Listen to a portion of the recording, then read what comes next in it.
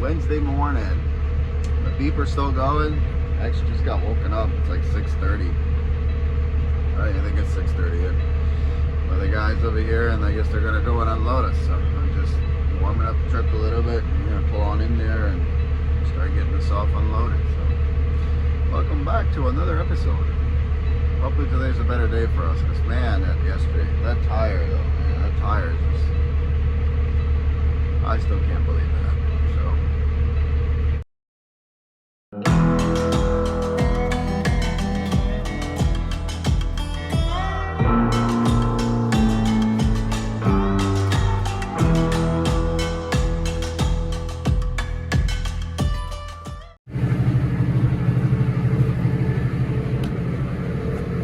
Well, that's nice. That's always nice. That's alright. Rather do that than a tire.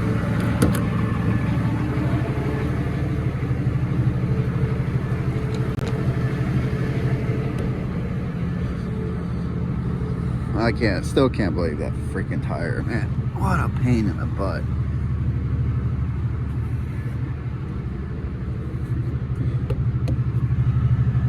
Dog pee?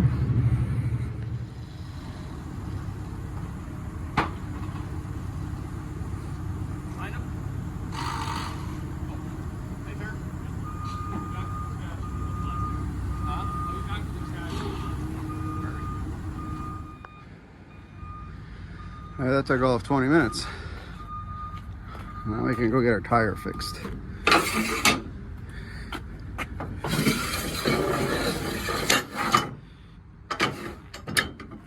Ciao. Enjoy doing so much.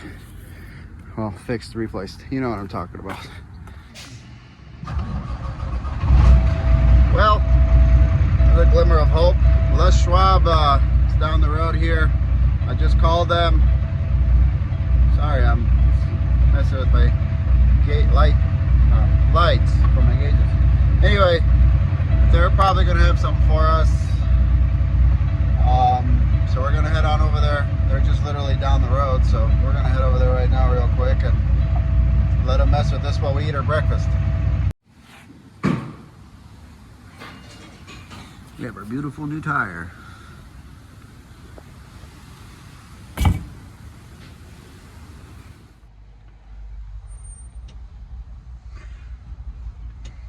The life of a truck driver, you're never properly groomed when you wake up in the morning. I need one of them super trucker damn big old boom boom shacks so I can have a shower and all that stuff. That's right, I called it a boom boom shack. So we're over here at Les Schwab. It's actually worked out because there's literally 5 minutes down the road, and I didn't know that they do commercial tires here, but I looked on Google Maps and it looked like they do, because I saw, you know, a little like cover in the back. So that usually means that they do commercial trucks. And just so happened that that tire was a perfect runoff. Somebody took off, virgin rubber, so it's not a retread, recap. Matches perfect with my tread. It's almost the same tire, except it's not a Yokohama, it's a Roadmaster, but it's literally the same tread. And they want 120 bucks installed. I'll take that all day long. You can't even get that anymore, so he doesn't even have to remove the wheel because he just popped the tire right off the rim, because it's on the outside, so he's not even going to mess with it. He's just going to take the old one off, pop the new one on, and we're going to send it and get out of here. So I like that. Maybe today will turn out. Maybe today will be a better day. Let's hope. We're gonna go get a reload down in Cottage Grove. I actually looked at the reviews and it says everybody praises the place. It's like, oh, awesome place to pick up your load, awesome place to get loaded, very great group of guys, they'll load you early, all this stuff. So we're gonna go down there and pick our load up and mosey on down south, and then probably get our truck fixed tomorrow if we get down there into California and get it loaded early enough. So all right, well, looks like he's already got the tire off, so now he's going to put the new one on, air it up, and we're going to get the hell out of here.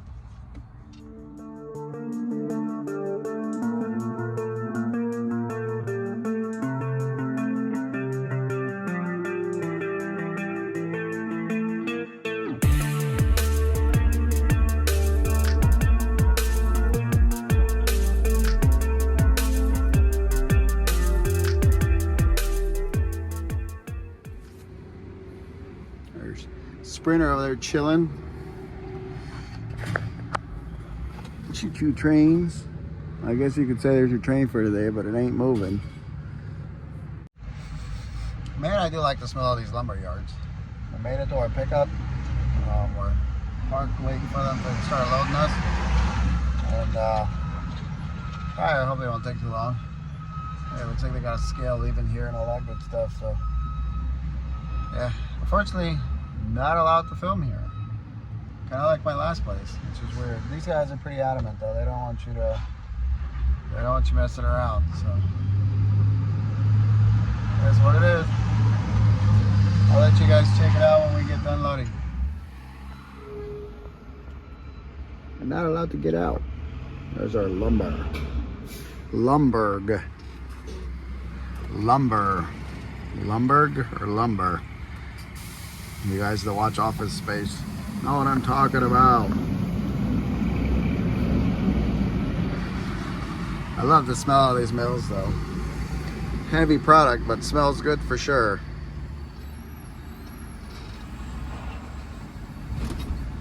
Boom. So the story with here is you have to wait in your truck, and I might have been here a long time ago. Choo-choo train. Looks like they got a yard spotter for their wagons. I missed it. That guy in there. Check it out. He was pushing that cart. They got a yard goat for their rail cars. That's cool. So anyway, you wait in your truck, they come get your ticket, they scan it, they load you, and then you pull away, go on the scale, go get your paperwork, and then you tie down. So you don't get out of the truck until they're done loading you, and you're not here. You have to go over there. Nice people here though.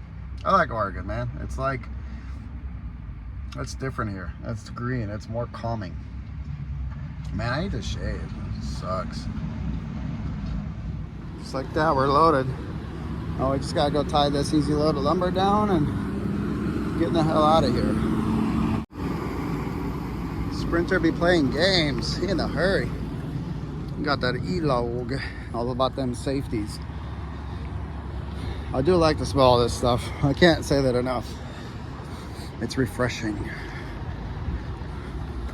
So refreshing. 44,000. I think we were on like 76 gross. It's a lot heavier than we were.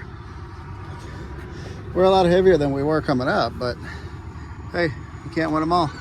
And it still pays all right. This load is actually like $4 a mile, so I'll take it. There's our lumber load.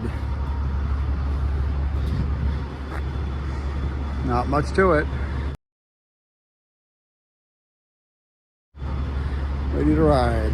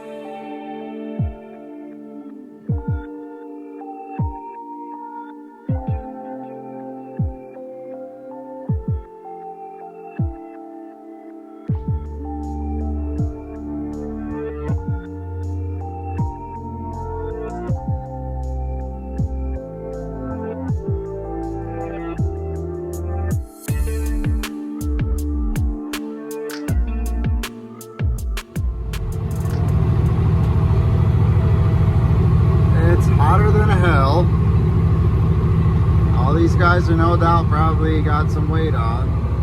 Here we are.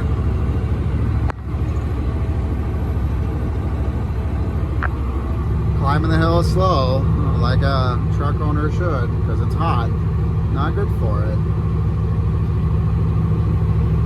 Slow and steady wins the race. Don't beat your equipment up.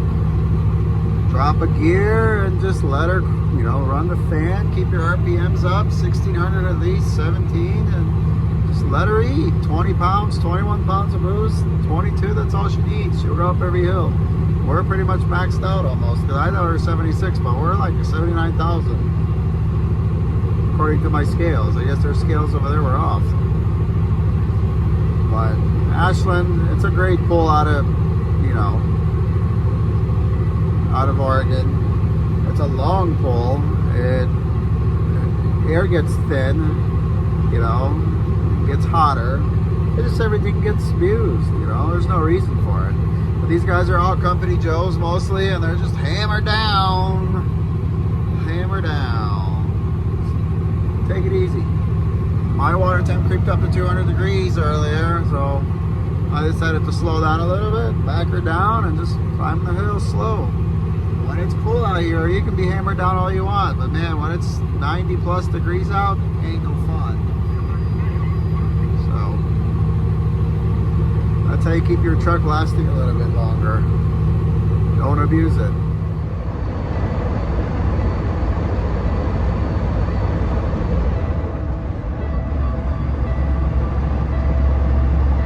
Almost to the top. It's a long, grueling pass when you gotta come to a stop at the bottom because there's traffic. They had one lane closed, and then they had an oversized guy doing, hauling a big machine, so he was going pretty slow. And then we had one lane closed up here, so everybody slowed down again. And the slower you go, you're like your rear ends, they get hot. The transmission is cooled. In my case, it's cooled by the engine coolant, so it stays within the same range as the engine. Although right now my engine coolant temp is about 190, 185. My oil temp is about 215. My transmission is about 210. My front rear end is about 225, and my rear end is 200. That's how you know you're working your truck hard. When those rear ends start getting up there over 200 degrees, you're working your truck hard. And we're working this truck hard. It's hot. That's why I hate summer, guys. Not for me as much. I can deal with it. I hate it for this thing. Heat's the killer of all, and it just wreaks havoc on these trucks, man. Guys don't really get it. They're just, they drive, but they don't realize how much damage they're doing to their trucks by just constantly being hammered down in this heat. Tires, just transmission, clutch, motor, just, everything just runs hot. Gotta keep everything nice and cool. Alright, we're going down. Now we're going into California. Here we are pulling Politician just before Wairika. The other kind of a big hill, I guess. It's just long, and then it gets gradual steeper, but again, light on the boost, fan on. No sense in beating on it. It's too hot, guys. Oh, it's 101 now. Holy crap, man. This sucks. Yeah, I'm over this. I'm over summer.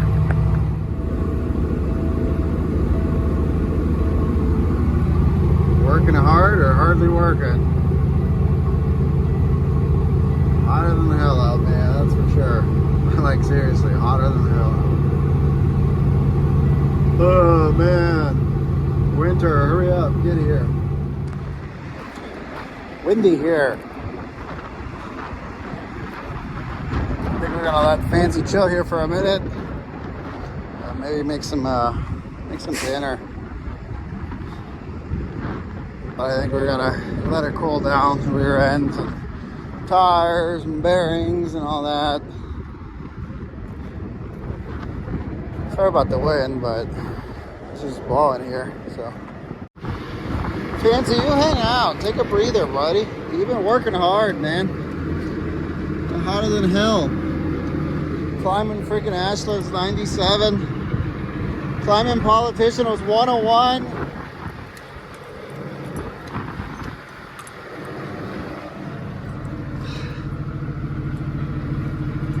Yeah.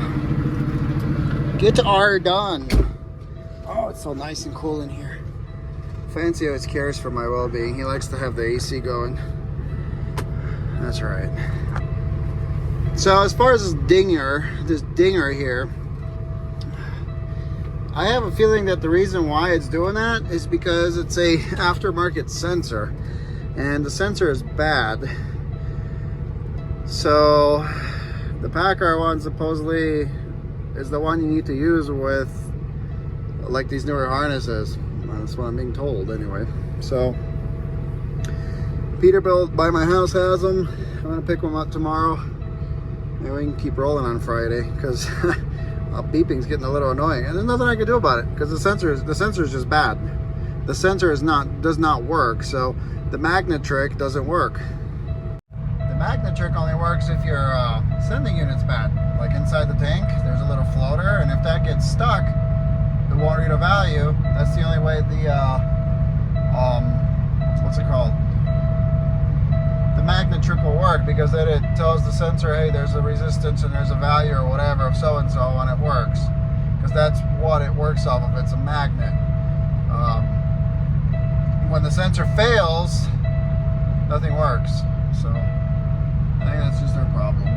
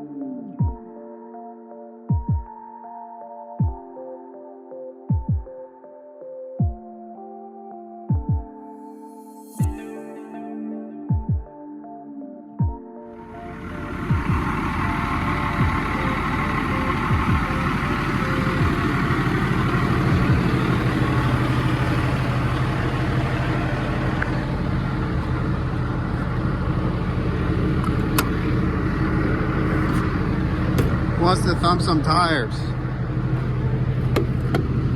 If you remember, last night wasn't good to us when we did this. Our tire thumping ways revealed a tire. Oh, look at all that dust. Holy crap. That's dust.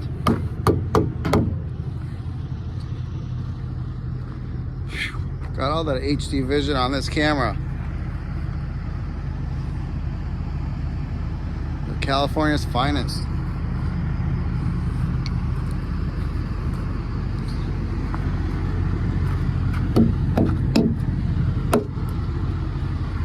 Now there's this tire here. So we got that tire to match with this tire. It looks like they're getting along pretty good. It's 120 bucks at last swap for this steer. Not a bad tire. I mean, I don't want to put a new one over here because that one is not new. Put a new tire next to a used tire, it's going to wear that used tire even quicker. And that new tire is going to go to crap too. And from here, we can start to see the sun glowing. That's not the sun. That's old Fancy Hawk. Ain't no mistaking him being lit at the truck stop at night. I know you can't see, but there's a truck over there, there's a truck next to me, and a truck over here. And Fancy's the only one shining bright. Rant for today. Wants to hear a rant. So, my little coolant light debacle, right? So I bought this tank 8 months ago from Kenworth. This is a TRP, which is like Packard aftermarket, right? So, paid $177 for this tank. And the old one was bad, it was leaking. This one is not leaking, but it's under warranty, right? It's got a year's warranty. So I figure, okay, let me call these guys up, see if I can get a new tank because the sensors failed. It's a part of the tank. It came with it. So they said, yes, it's a part of the warranty. They said, however, you need to purchase a new tank and then bring your old one in the box and we will send it off for analysis and we will let you know if we can warranty it or not. So basically they're going to tell me that they're not going to warranty it. Now here's the kicker. I bought this tank, remember, for $177 8 months ago. Long story short, $556 I think he said in 8 months. He says, well, prices have gone up. I'm like, so how many do you have on your shelf right now? Well, he says, I have more than 20 in stock. I'm like, well, then I guess they're not that high of a demand, are they? So you guys are just raising prices for the hell of it? And he says, I just work here. I'm like, no, man, I get it. But I mean, it's ridiculous. I called you guys for a harness. You're trying to charge me $800 more than a Peterbilt dealer. And you guys are both the same damn thing. And now you're trying to sell a tank that probably should really cost more than 70 bucks.